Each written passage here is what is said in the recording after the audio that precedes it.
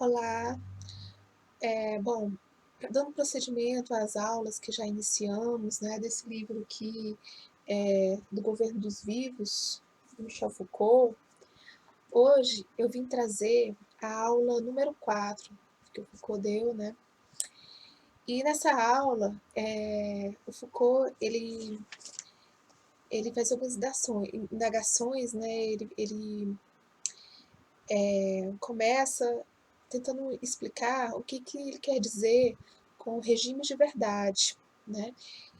Ele vai dizer que regime de verdade é tudo aquilo que constrange os indivíduos, que determina atos de verdade pelas quais os indivíduos devem ter, exatamente porque a verdade ela foi manifestada. Então, por ela ter sido manifestada, ela obriga a atos de verdade, obrigações que o indivíduo ele então deve ter. E aí ele vai dar um exemplo, né? Ele vai dizer assim, fala-se de regime político. Então ele vai dizer assim, regime político é, é um conjunto de procedimentos, né, pelos quais os indivíduos estão engajados e constrangidos a obedecer uma autoridade, né, uma soberania coletiva. Aí ele dá outro exemplo, né? Fala-se também de regime jurídico, e ele vai dizer: regime jurídico também é um conjunto de procedimentos, um conjunto de instituições que também que os indivíduos estão engajados e constrangidos a atos de verdade, engajados e constrangidos, definidos por uma verdade, né? Então ele vai dizer, não se poderia falar de obrigações de verdade, do mesmo modo que existem constrangimentos políticos e constrangimentos jurídicos. Ele vai dizer assim, obrigação de fazer tal coisa e obrigação de dizer o verdadeiro não seriam até certo ponto do mesmo tipo? Não seria de certo ponto o mesmo jogo?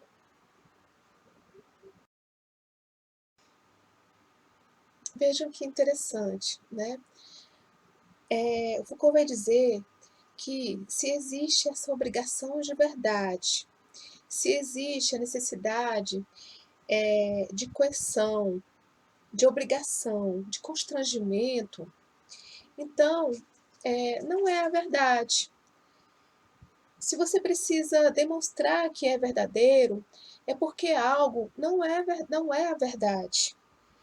Se precisa de força, de constrangimento, né, para obrigar alguma coisa a ser verdadeira, porque de fato não é. É tudo aquilo que não é verdadeiro ou que se duvida que é verdadeiro. Porque ele vai dizer que a verdade não tem necessidade de constrangimento para sujeitar os indivíduos ao verdadeiro. Né? E ele vai dizer assim: a força da questão da verdade está no próprio ato de ser verdade. E por isso ela não constrange. A verdade em si, ela não tem necessidade de regimes de verdade. Ela não administra o seu próprio império. Bom, Foucault, então, ele vai dizer, né, que existem alguns raciocínios, né, alguns engajamentos de profissão, né, que ele vai dizer que vem da ciência, né, por exemplo, que consiste em dizer o seguinte: se é verdade, eu me inclino, né? Então, isso está na lógica, né, na ciência, e parece algo transparente. Mas se é verdade, eu me inclino, se é verdadeiro, eu me inclino, Foucault vai dizer que aí existe algo enigmático. Por quê? Porque é o mesmo que dizer, você é forçado a me aceitar porque sou verdadeiro. E se você deve, da verdade, existe qualquer coisa, ele vai dizer, que não advém da verdade. Por quê? Porque você deve aceitar o que é verdadeiro. né? Então, é qualquer coisa que não seja verdade por si mesma, né? Aí ele vai trazer aqui um exemplo, né, que parece... ele não fala no texto, mas parece aquele exemplo de Sócrates. Ele vai colocar o seguinte: eu imaginei que fosse os diálogos de Sócrates, né? Ele vai dizer, de Sócrates. Ele vai dizer o seguinte: imagine dois lógicos, a qual vão chegar a um raciocínio por meio da lógica. E um deles não reconhece algo como verdadeiro no início da discussão.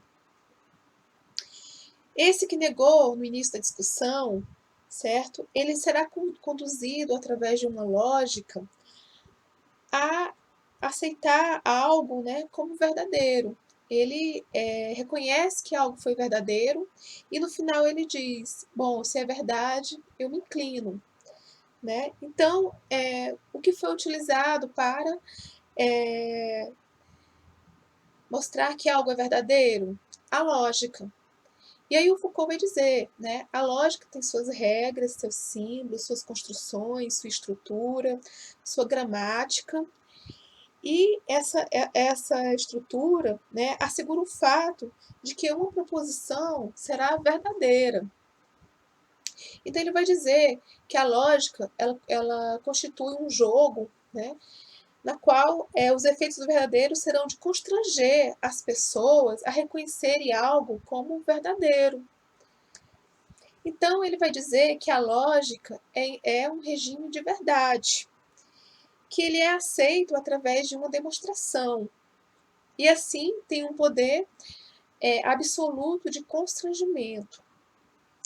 Ele vai dizer que na lógica, o regime de verdade e a autoindexação do verdadeiro estão identificados de modo que o regime de verdade não aparece como tal. Foucault, então, vai dar aqui outro exemplo histórico, né?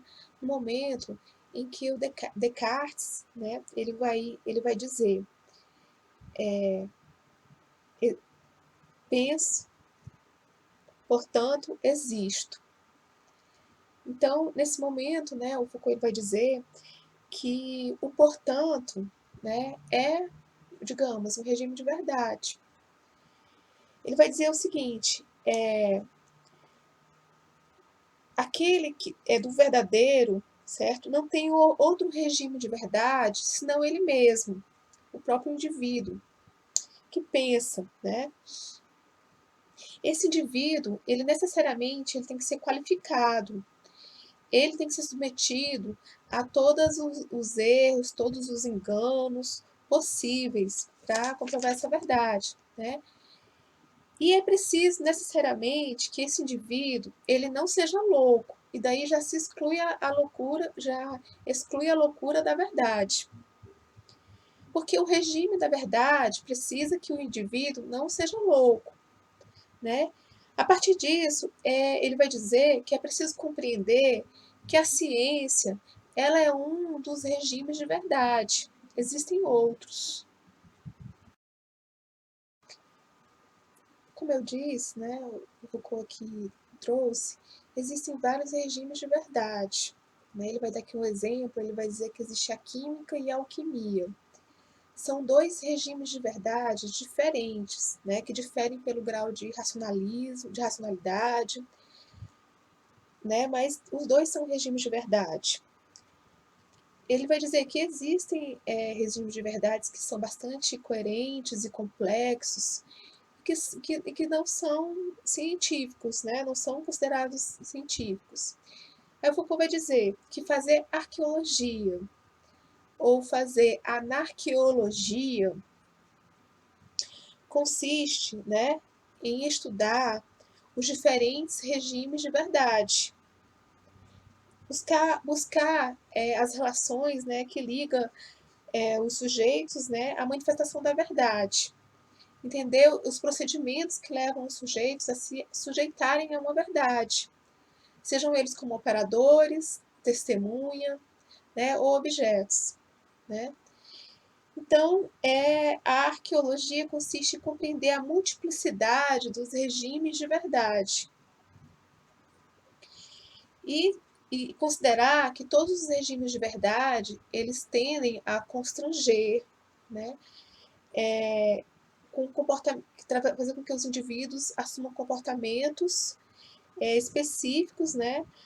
A qual leva necessariamente a um tipo de constrangimento para que ele vá aderir a uma determinada manifestação de uma verdade.